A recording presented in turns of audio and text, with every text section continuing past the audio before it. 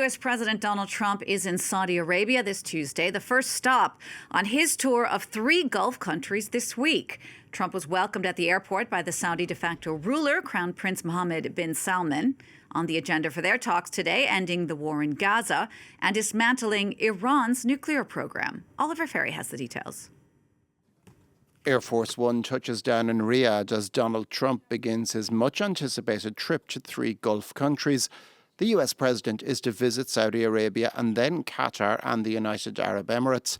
But first up, it was a meeting with Saudi Crown Prince Mohammed bin Salman. It's a region that Trump has built close relationships with over the years, and he will bring in tow a retinue of US business leaders who will attend a US-Saudi investment conference.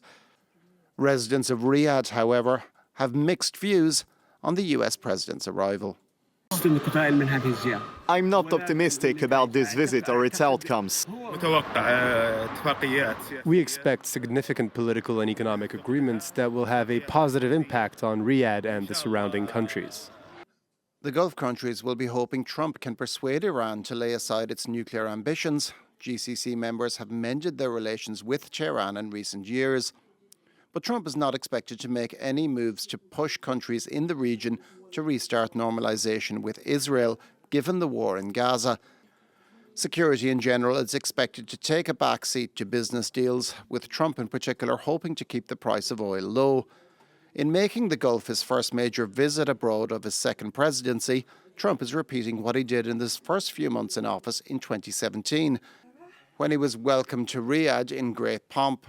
But the US president's Gulf relations are not without controversy. Trump this week drew fire for indicating he would accept a new Boeing 747-8 set to be used as Air Force One from Qatar, worth $400 million. It would be by far the biggest gift ever accepted by a US government official. We're going to talk more about all of this now with Mideast analyst Aaron David Miller, who joins me live from the U.S. Thanks for taking the time to speak to us. I mean, in your opinion, what's really at stake here with President Trump's visit to these 3 Gulf countries? You know, I study the presidency. No American president has ever been to Saudi Arabia as his first foreign foray. Trump did that in 1.0, and he's doing it again in Trump 2.0. I think it reflects several things. It reflects the transactional nature of the president's view of the world. Quid pro quos, I give, you get, only if you give. And I think you're going to see tech deals, billions of dollars in weapons sales, investment in AI is probably inflated. I mean, $1 trillion is what? That's what? Not twice the Saudi GDP. And during Trump 1.0, even though he claimed that Saudis had invested almost $500 million, billion dollars, the figure was more like 92. So there'll be good news, although moderated to some degree, on that score. On the politics, on the geopolitics, you know, there are 2 big sort of enterprises in play. One is Israeli-Palestinian, the other is Iran. And I think the decisions that need to be made on both of those tracks do not occur in Riyadh, in Qatar, or in the Emirates. They're in Jerusalem and in Tehran. And I think therein lies the dilemma for the president. Ending the war in Gaza, constraining Iran's nuclear program through an agreement is going to require an extraordinary amount of incentives and both disincentives to entice and perhaps even pressure a recalcitrant Israeli prime minister and a supreme leader who is profoundly suspicious of the United States. So this is just the beginning, I suspect, of a prolonged diplomatic tick-tock, which will probably occupy a fair amount of time, this administration's time. We're going to talk more about the Gulf in just a minute, but I just want to follow up on what you were saying about Israel and how Benjamin Netanyahu seemingly is being sidelined now. We saw yesterday with the hostage release where the U.S. negotiated directly with Hamas. Haaretz today is reporting that the U.S. is coordinating with the Saudis to try and end the Gaza war. I mean, what kind of effect is this going to be having on the Israeli prime minister? Well, I think it's already had an impact. I think he's very unhappy about several moves the administration has made. The direct approach to Hamas. This is the second time that's happened. President Trump cut a deal with the Houthis on a ceasefire. It excluded Houthi strikes against Israel and only included Houthi strikes in the ceasefire against U.S. Shipping and naval assets. And then, of course, as you referred to, there's the Iran issues. So, yeah, I think the prime minister is somewhat off balance here.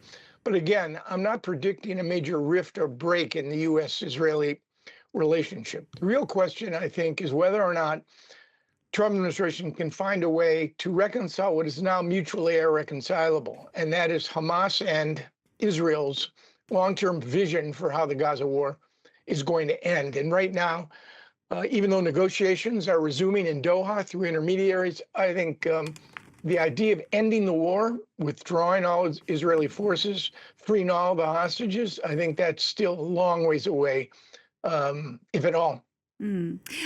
Trump's business ties to the Gulf are again in the spotlight with this trip. Some new reporting on a potential conflict of interest, particularly after he accepted that $400 million new Air Force One plane from the Qatari royal family. He's going to Qatar later in the week. What are your thoughts on that?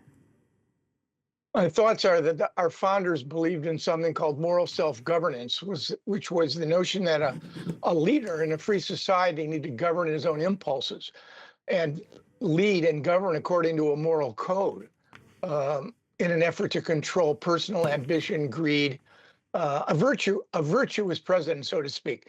In Trump 1.0, there were all sorts of indications that the administration had no interest, frankly, in separating the president's personal financial interests from his conduct in the White House. And this, I think, goes way, way above that. A $400 million gift from the Qataris to be used not just during the Trump presidency, assuming the plane could be retrofitted with all the necessary security arrangements, and then transferred to a Trump library for his use in post-presidency. That we have a clause in our Constitution, the Emoluments Clause, which basically says that presidents can't benefit from gifts to foreign leaders. There's no way to rationalize this. I would very much doubt, I'll go out on a very weak limb here, given the fact that it is the Trump administration, and say this is never going to happen.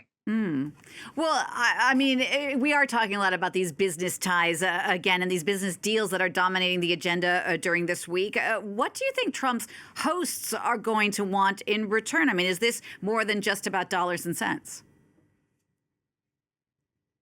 I mean, for Trump, transactions are not.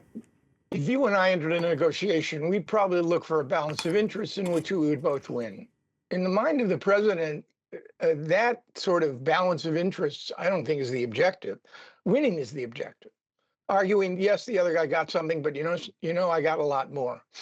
I think the Gulf is wise to this, and I think, given the fact that that oil prices are so low, and that the Kingdom Saudi is running budget deficits as a consequence of MBS's economic vision and plans, it's very difficult for me to see during the next 4 years an investment of $1 trillion. What they get is the prospects of closer security ties with the United States and help in managing several regional problems, one of which is ending the war in Gaza, and the other, much less a concern to the Saudis as a consequence of their rapprochement via the Chinese with Iran. But Saudis are still worried about Iran and do not want to become the tip of the American or Israeli spear in any military action. So it's economic gain for the United States, for the president, jobs, investments, arms sales, in exchange, I suspect, for closer ties, particularly on the security side. All right. Thanks so much for that, Aaron. David Miller, for speaking to me there live from the United States. Appreciate your insight.